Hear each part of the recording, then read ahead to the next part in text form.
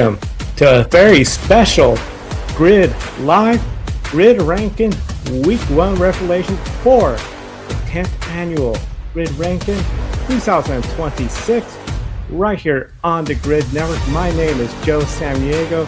Very excited to welcome you all to this special program as this is our 10th year we've been doing this Grid Ranking. It predates the Grid Network, and very excited for all our Patreon investors to keep supporting us right here on YouTube. Calling the show, Mark, Robin, David, Matthew, Crystal, Nico, and Gloria, the newest investor. Gloria, through YouTube membership, YouTube members got to see the Grid Ranking in advance before everyone else right here on YouTube. And of course, super chats are appreciated. Jason N with 3 this year. And follow us across Grid Network TV on social media at Grid Network. And of course, our website, gridnetworktv.com. More on the Grid Ranking, as well as the Grid Endurance Performance Index. We'll have an update from Matt later in the program, and much, much more, including information about our wonderful team right here at the Grid Network. With that said, let's just go ahead and dive into it, starting with the first series that kicked off the 2026 Grid Ranking season, and that is Formula E. Of course, that was back in December, but most of their season is in January. And Formula E is one of those tricky racing series where you have a lot of drivers contending for wins, and too often the consistency is not there. So when you take a look at Formula E and how they tend to rank among the other drivers in the Grid Ranking, tends to be on the lower side, but once in a while we do see a driver make it in the top 10. Taking a look at the ratings for Formula E, the way it works for Formula E, top 10 finishers of each race gets the points in the same method as the FIA award points. So 25 points for the winner, 18, 15 for second and third, and then goes down the line 12, 10, 8, 6, 4, 2, 1 point for 10th place. The pole sitter, if they finish in the top 10, they'll get 1 bonus point, but if they win the race, they get 3 bonus points. And because of Formula E's lack of consistency, they are one of the series where 1 point per win in a row. So you win 2 in a row, that's going to be 2 points. The big thing is, and this is something a bunch of the series have in the Grid Ranking, is the performance in finish to start ratio. So if you start further back and finish towards the front, you are eligible for bonus points. So pretty much if you start dead last, win the race, you're going to get 10 points. If you pass 5% of the field from your starting position to your finish position, that's 1 point. 10, 2 points. 15%, that's 3 points. And it goes up and up to where 100% from start of last to first, that is a full 10 points. As you can see, Pascal Wehrlein, Mitch Evans, Eduardo Montoya, Antonio Felix da Costa, and Nick Cassidy are your top 5. So the top 5 drivers of each rating makes it into the Grid Ranking. And let's take a look at the empty leaderboard for the Grid Ranking. Now let's see where the 5 Formula E drivers fall in the Grid Ranking. All 5 of them are outside of the top 10. We see Pascal Wehrlein in a 16th place. He is the highest with a 12.53. Formula E, Mitch Evans, Eduardo Montoya, Antonio Felix da Costa, and Nick Cassidy. A little bit of surprise with Nick Cassidy being that far down, but one of the big things is the consistency, as I mentioned. Without that consistency, you're just going to be falling down the Grid Ranking. This is just something where with Formula E, the action is great on the track. The parity is wonderful. But when it comes to a driver dominating their series, it doesn't help you when you have, we've seen in the past, drivers like 10 drivers win in a season in Formula E. Right now, they're looking at 5 drivers already in the first 6 races. The only repeat winner, Antonio Felix da Costa. When you look at Antonio Felix da Costa's stats, he got those 2 wins, but he only has 1 other top 10 finish. So he only has a 50% top 10 finish rate and a 50% top 10 finish, top 5 finish rate, Overall, this series is very competitive. Pascal Wehrlein, he is the only driver with a 100% top 10 finish rate and a 66.67 top 5 finish rate. So It's a long season. There are only 6 races in. They still got plenty of time. If a driver like Oliver Rowland, who last year found himself in the top 10, then things can happen. One series, let's switch to World Rally Championship. World Rally Championship, very unique, where last year, their championship season saw a part-time driver take the World Rally Championship title. Well, this year is a very interesting story. Sebastian Ogier, the defending series champion, he is 6th, so he did not make the grid ranking this year. World Rally Championship is a little bit different. They're a rally series, so you don't have the performance points of passing drivers. However, the top 5 in the power stage scores bonus points. So you win the power stage, you get 5 bonus points, and works its way down to where 5th place, you get 1 bonus point, plus the same FIA top 10 point system. So as you can see, the top, Elfyn Evans, full-time, just missed out on the championship and World Rally Championship for his teammate. Taking a look at what we have so far in the grid ranking. So let's see where the World Rally Championship drivers fall in the grid ranking. We see 4 of them in the listing. That means Elfyn Evans is the first driver that we know that will be in the top 10 of the grid ranking for 2026. Elfyn Evans, he is looking to have a great season already on the board with 1 win and a 2nd place finish. They are only 3 races in, so there was 1 race he did not score a top 10 finish, so I anticipate he's going to be probably in the lower half of the top 10, considering when we look at some of the other competition out there from the other series. It's going to be a very fun year to see what World Rally Championship would do. And if Elfyn Evans, Oliver Solberg, if they have a duel of who gets the championship, 2 teammates in equal equipment, it's going to be a lot of fun. So we cover Formula E, World Rally Championship. Let's go to the NASCAR Cup Series. NASCAR Cup Series started in February, and they've been seeing a dominant performance by Tyler Reddick. Tyler Reddick easily leading the grid rating for the NASCAR Cup Series. Chase Elliott, Denny Hamlin, and a surprise in 4th place, Ty Gibbs. Ty Gibbs having a wonderful start to the season. It seems after the controversy of Chris Gabehart came out, and it sort of made Ty Gibbs look like he was not exactly held up to the same standards as everyone else. Seemed to kick him in another gear because he's been performing, and 1 point ahead of Ryan Blaney, missing out. Christopher Bell and Kyle Larson are not in the grid ranking. So let's see where they stand in the grid ranking for 2026. There are the drivers that did not make the top 10 from NASCAR. Chase Elliott, Denny Hamlin, Ty Gibbs, and Ryan Blaney. Interesting, they're all 20th, 21st, 22nd, with Chase Elliott up 14th place. So that win over in Martinsville definitely helped him out. That pretty much confirms that Tyler Reddick is going to be in the top 10 of the grid ranking. The big question, could Tyler Reddick potentially lead the grid ranking? One of the things that makes NASCAR a little bit of a curse is with NASCAR, because of the strength of schedule, longest schedule of any of the series in the grid ranking, the strength of competition, the largest field of any of the series, 36 full-time drivers, and sometimes they have 37 entries in the race or even up to 40.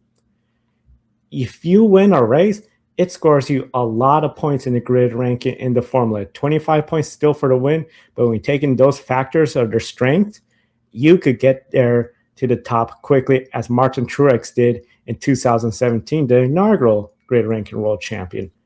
But if you miss a race, finish outside the top 10, all those valuable points work against you. So it's going to be very interesting to see if the consistency, especially from Tyler Reddick, could stay there.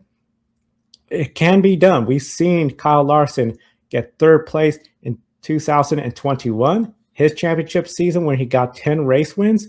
It just happened to be a year where we saw additional drivers having dominant seasons that finished ahead of him. So let's switch over to the Supercar Series, the Repco Supercar Series in Australia. Top 10 same as before. There are points, bonus points for the pole sitter if they finish in the top 10, 3 points for the win, 1 point if they just finish in the top 10, and that performance points for gaining positions from where they started to ended. Your top 10, Brody Kosecki, Brock Feeney, Cam Waters, Matthew Payne, and Anton De Pasquale you're going to be in the grid ranking, while Ryan Woods, Chaz Monster, Jack LeBrock, James Golden, and Kai Allen are missing out from the grid ranking. But of course, they have a long season, over 30 races, a lot of time to get into the top 5 of the grid rating. Let's see where the Supercar Series drivers land. With Cam Waters just missing out, we also have Matthew Payne and Anton De Pasquale. So actually 3. That means we got Brody Kosecki, Brock Feeney. They are both going to be in the top 10 of the grid ranking. So that means the top 10 is starting to shape up like this. We have one World Rally Championship driver that we know is in there. We're going to have one NASCAR driver potentially in the top 5 and 2 supercar drivers. That means with MotoGP, IndyCar, and Formula 1, there's still potentially 6 spots available in the top 10 of the grid ranking. Formula E doesn't appear they're going to have anybody in the grid ranking top 10 for now, but of course, later in the season, we'll see how that all works out. Let's go into MotoGP. MotoGP, very competitive this year, but right now it's looking like it's going to be a Aprilia show rather than a Ducati show. I believe it's just a matter of time before Ducati steps up and starts winning races, and especially Marc Marquez. Marc Marquez just squeaking into the top 5, so he will be in the grid ranking.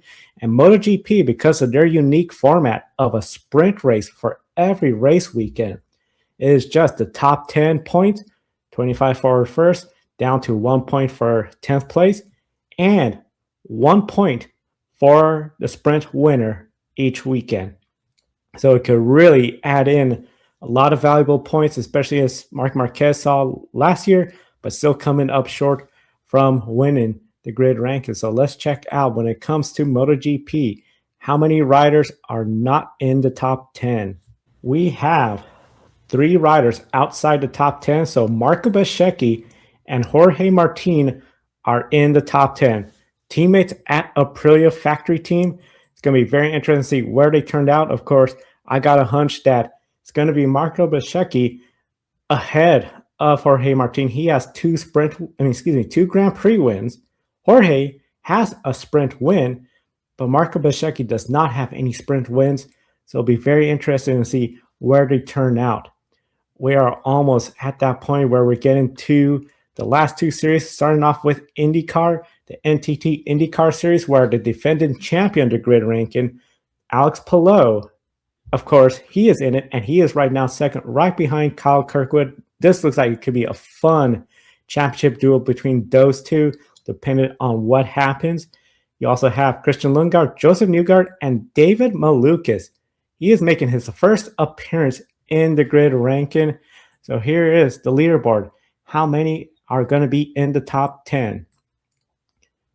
It will be 2, as Christian Lundgaard, Joseph Newgarden, and David Malukas are outside of the top 10, but still a lot of racing left to go. And with IndyCar, the diverse nature of that series, a lot of potential for Joseph Newgarden to get up there with some of his oval wins if he's consistent through the road courses. For David Malukas, off to a great start with Team Penske taking over that number 12. A lot of people are questioning, is he the right person to replace Will Power? I say he is proving that he is making the most of this opportunity. The next step is to get that win, and I feel like when he's in the ovals, especially Gateway, watch out for David Malukas. Now, Formula 1, the pinnacle of motorsports, and this is where we've been seeing a big shape-up with everything going on.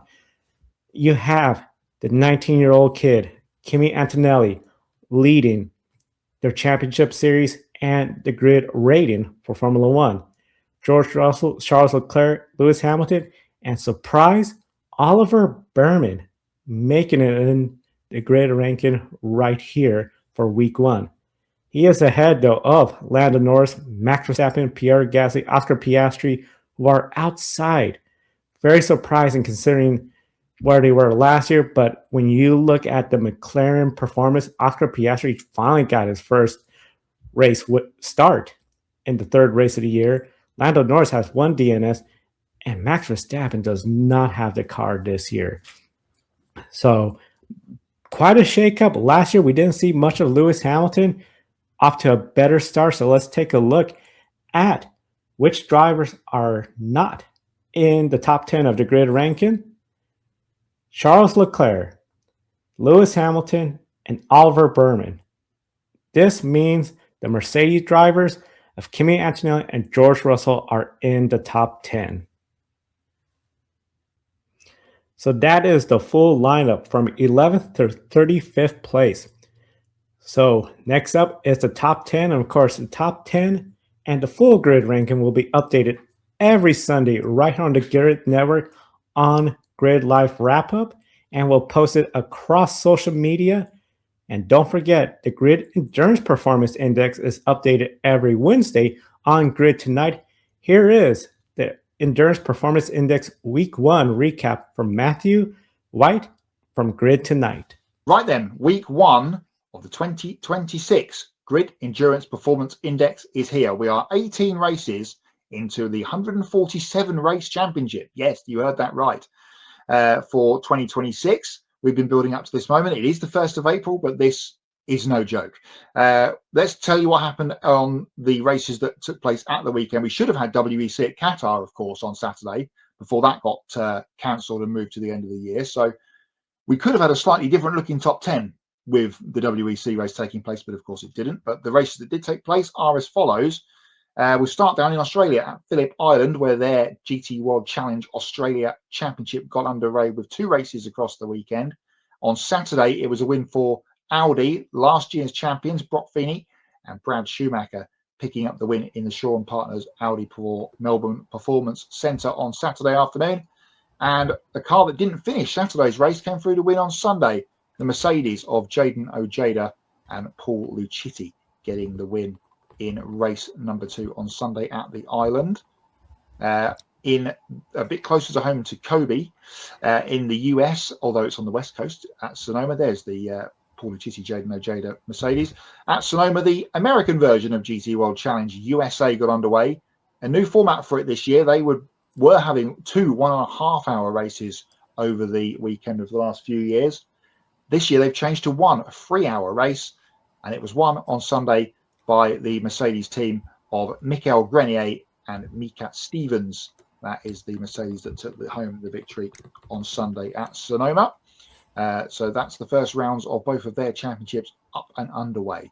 Because it's April, and as Kobe mentioned at the very top of the show, the grid ranking is coming at the weekend. We can now present to you, play the trumpet, the Grid EPI Week 1 Top 10. And here it is. Jordan Pepper, South African star, is at the top of the leaderboard for Week 1, 0.6 of a point clear of IMSA's and Bathurst 12-hour podium getter Matt Campbell. So that is how the top 2 line up. Michael Grenier there, the Canadian, in 4th. He of the victory at Sonoma at the weekend. You have to have started 3 of the eligible Grid EPI races to be eligible to get on the leaderboard. 216 people are already eligible through the 18 races that we've had so far this year, and plenty more to come because we've only had 2 IMSA races. We haven't had a WEC race, of course, yet because of Qatar being postponed. So there is going to be plenty of shuffling that goes on within the point standings. Here is how the top 50 looks. 14.6 for P1 and 5.0 for P50. So a big spread of points. The Asian Le Mans series, which of course we counted last year's 2 races before Christmas and the 4 that have happened post-Christmas, and that's that whole season, pretty much sort of shapes the early part of the Grid Endurance Performance Index. Jordan Pepper, though, he is at the top of it and will hope to be within that top 10 towards the end of the year. He's got a pretty busy program down there, so I have to wait and see how he gets on. It is Easter weekend, so it is generally a quieter one. We have 2 races to come this weekend, and that is for the Asian leg of the GT World Challenge. which gets underway in Malaysia this weekend at Sepang, with 2 races there. You can catch all those races over the weekend, as there isn't, relatively speaking of international motorsport action, fairly low count, being that it is the Easter weekend. So there will be the races that we will tell you about on the show in this slot next week, and we'll have a brand new top 50 leaderboard for week 2. Jordan Pepper potentially will be still top of the leaderboard next week, but we'll have to wait and see how the races pan out there at Sepang at the weekend. And that's the beauty of live sport. We just don't know what is going to happen, but we'll tell you what happened next week in the EPI slot. Thank you so much, Matt. And of course, we encourage everyone, Grid Tonight, every Wednesday, your weekly motorsports news program and home of the Grid Endurance Performance Index. Well, now it's that time. Let's get started. We're going to reveal the top 10 drivers and riders of the 2026 Week 1 Grid ranking. We'll start off with who has 10th place. And in 10th place is Jorge Martin from MotoGP. He has, of course, led the Grid ranking before and was second in 2024. He was the MotoGP champion and, of course, had a disastrous 2025 season. Off to a great start. Let's take a look at who is 9th. Elfyn Evans from Royal Rally Championship has 9th place, looking to get that elusive championship for his team over at Toyota Gazoo Racing and for himself. Elfyn Evans, he has a lot to prove, and I think this could be a breakout year. 8th place, we have George Russell. That means Kimi Antonelli is going to be ahead of him, potentially in that top 5 position. But let's ask Nicole Fry from Phantom Focus Media her thoughts on George Russell and the competition with Ferrari and McLaren behind him. It's definitely going to be interesting to see if George Russell can perform consistently well over this F1 season. He has a lot of teams kind of coming for him in that Mercedes. The machinery with the Mercedes seems to be really strong, especially at the start of the season. I'm going to be really curious to see, though, if Ferrari and McLaren are able to kind of catch up throughout this little break we have in May, or but till May, and it is going to be a really interesting kind of battle of the wills and machinery in this case. I do think it's possible that George Russell kind of will outlast them all, that he will kind of end up on top right next to his teammate Kimi Antonelli if they can be consistent throughout the season. However, I think it's too early to really tell if that's going to be the case, and I do think that there's a lot of teams that are definitely going to keep their eye on them and definitely going to be trying to chase them down.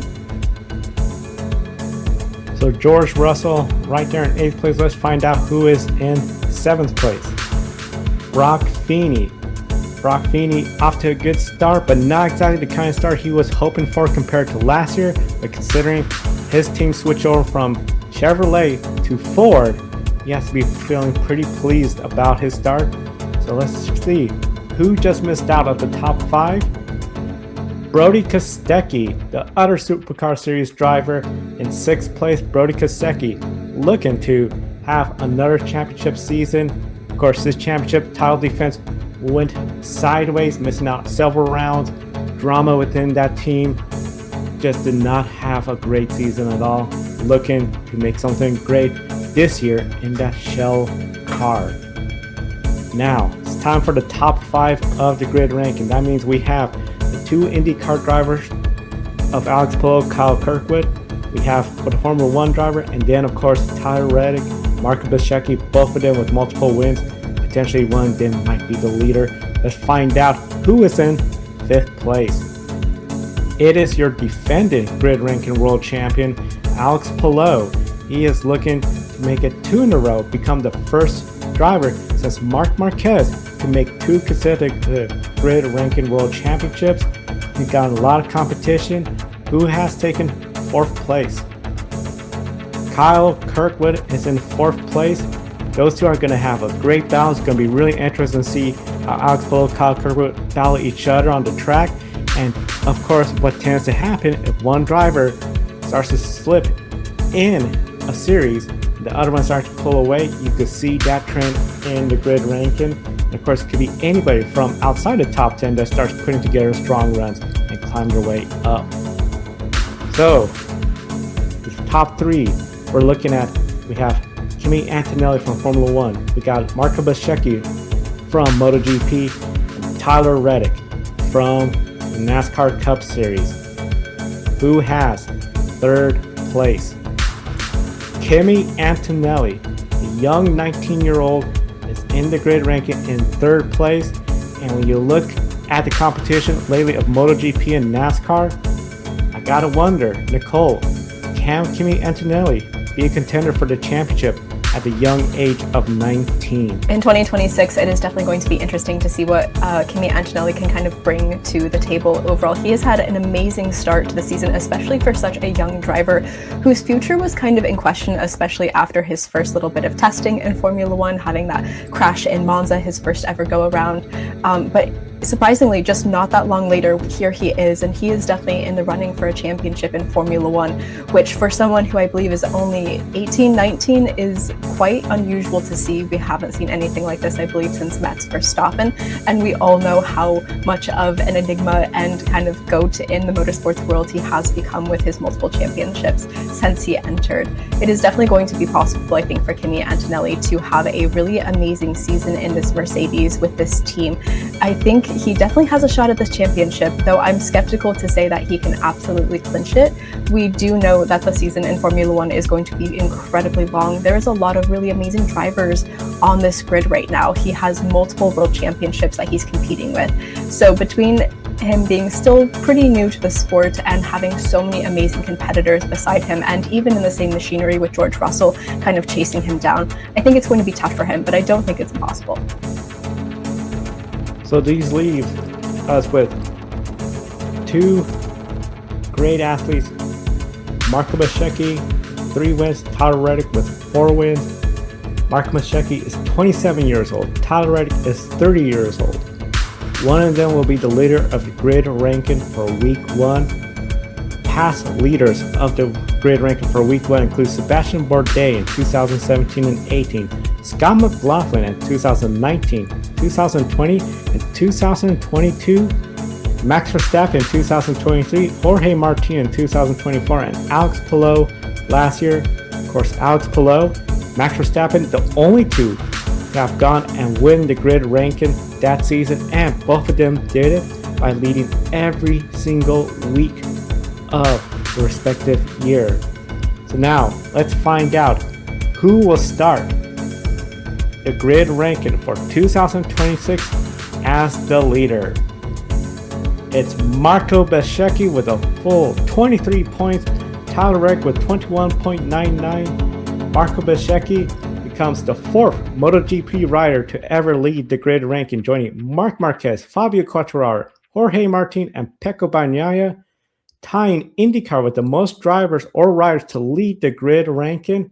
First time an Aprilia rider has led the grid ranking, with Honda, Yamaha, and Ducati having a respective leader. First Italian athlete to lead the grid ranking, Marco Beschecchi, and he has a 100% top 10 finish rate so far in all of the Grand Prix races, but has yet to win a sprint race. That could be key as the season goes on. So that is your full top 10 right there, with Alex Palou, the defending champion, in 5th, Jorge Martin, a past leader, in 10th place. And then looking outside of the grid ranking, as we mentioned, some notables, including some of the first time appearing in the grid ranking: Kimi Antonelli, Oliver Solberg, Ty Gibbs off to a great start, David Malukas.